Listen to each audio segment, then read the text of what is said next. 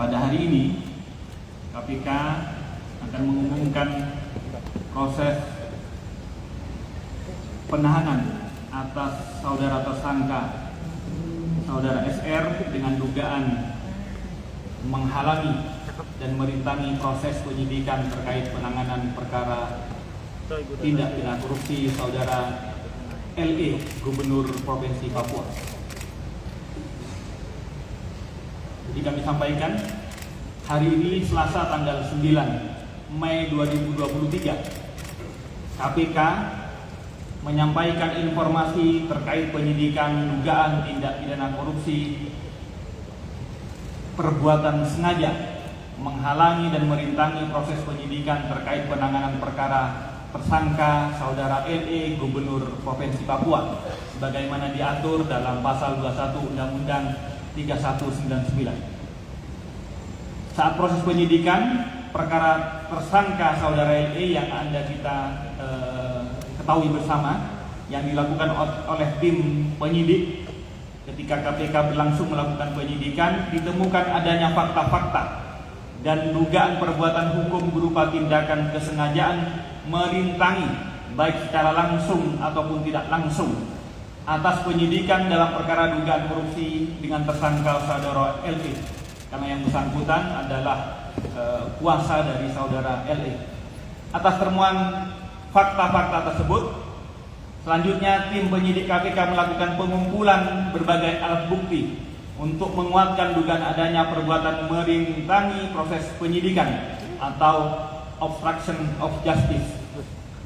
Selanjutnya KPK berdasarkan kecukupan alat bukti menetapkan dan mengumumkan pihak yang dipertanggungjawabkan secara hukum, yaitu saudara SRR selaku pengacara atau advokat dari tersangka LE menjadi bagian dan kebutuhan proses pemeriksaan penyidikan. Tim penyidik KPK selanjutnya menahan saudara SRR untuk 20 hari pertama sejak tanggal 9 Mei hari ini sampai tanggal 28 Mei 2023 di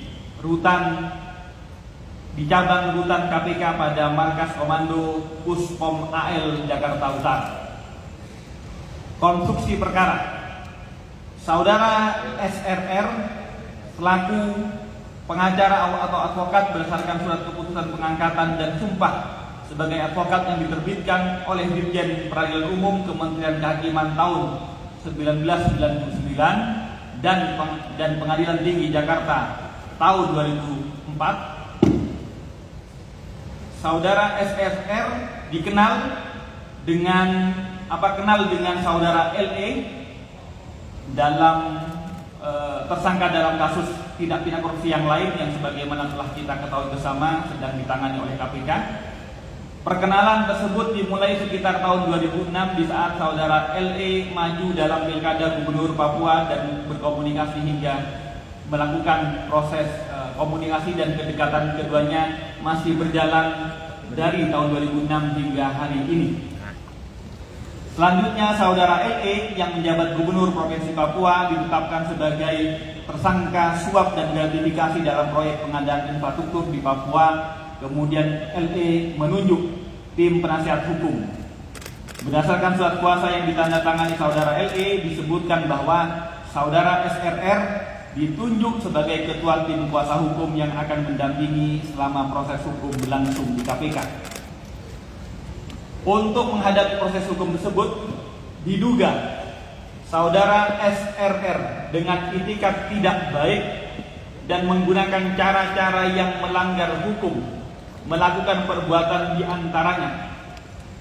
Pertama, menyusun beberapa skenario berupa memberikan saran dan mempengaruhi ke beberapa pihak yang akan dipanggil oleh KPK sebagai saksi oleh tim penyidik agar tidak hadir memenuhi panggilan dimaksud, padahal menurut hukum acara kehadiran saksi merupakan kewajiban hukum.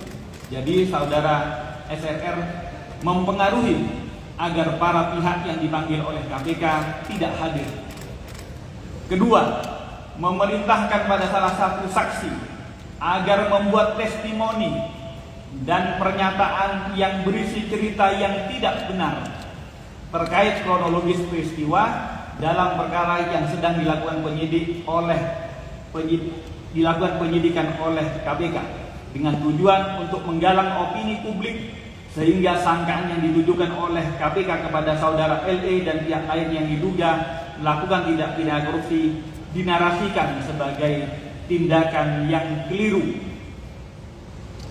Terlebih lagi, diduga saudara SRR juga menyusun testimoni untuk yang dilakukan di tempat ibadah agar meyakinkan dan menarik simpati masyarakat yang dapat menimbulkan potensi konflik sosial. Jadi dilakukan testimoninya di area tempat ibadah agar menarik simpati dan empati dari masyarakat. Ketiga, saudara SRR diduga juga menyarankan dan mempengaruhi saksi lainnya agar jangan menyerahkan uang sebagai pengembalian atas dugaan hasil korupsi yang sedang diselesaikan oleh KPK.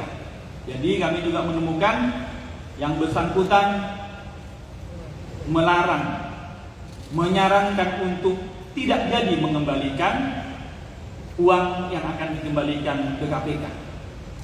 Atas saran dan pengaruh SSR tersebut, pihak-pihak yang dipanggil secara patut dan sah menurut hukum sebagai saksi akhirnya menjadi tidak hadir tanpa alasan yang jelas. Inilah bentuk perintangan yang dilakukan sebagaimana pasal 21 Undang-Undang Tindak Pidana Korupsi.